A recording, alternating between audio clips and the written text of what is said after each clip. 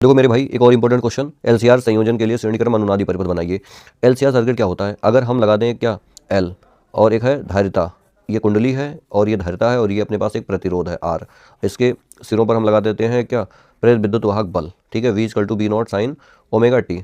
तो अब होता क्या है ना, इसमें और इसमें जो कलाओं में अंतर होता है बहुत ज़्यादा होता है वोल्टेज में, BL और ये BC है और ये आपका रेजिस्टेंस का है, तो इनमें 180 का होता है। तो परिणामी अगर निकालना चाहे तो ऊपर ही आएगा BL माइनस कितना BC, तो इन दोनों का परिणामी इधर आएगा B, ठीक है। ये मान लीजिए कोण कितना बन रहा है फाई, तो इनका हम अभी कलांतर निकाल लेंगे, ठीक है। तो इधर BR है और इधर ये क्या है BL माइनस BC है।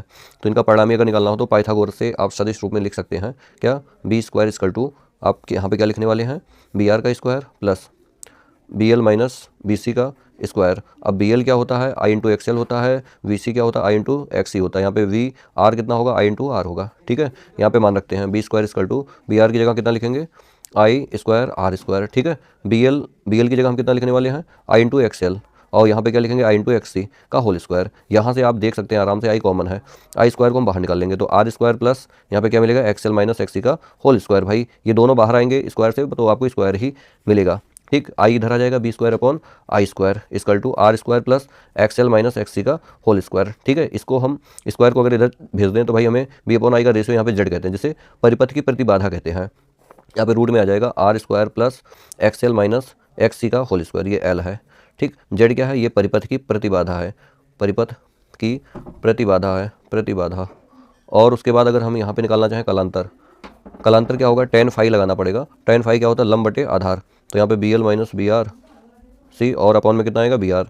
तो यहाँ पे मान रख दो फटाफट आप, BL की जगह कितना I/XL माइनस के I/XC अपॉन I/R। यहाँ पे I कॉमन कर लेंगे और I कट जाएगा, XL माइनस कितना XC अपॉन R।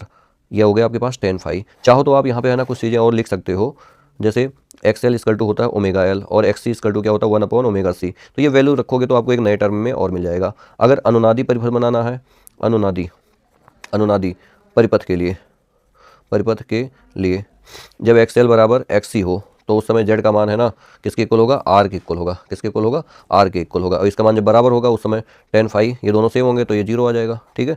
फाई भी आपके पास कितना मिल जाएगा कलांतर 0 मिल जाएगा इस केस में।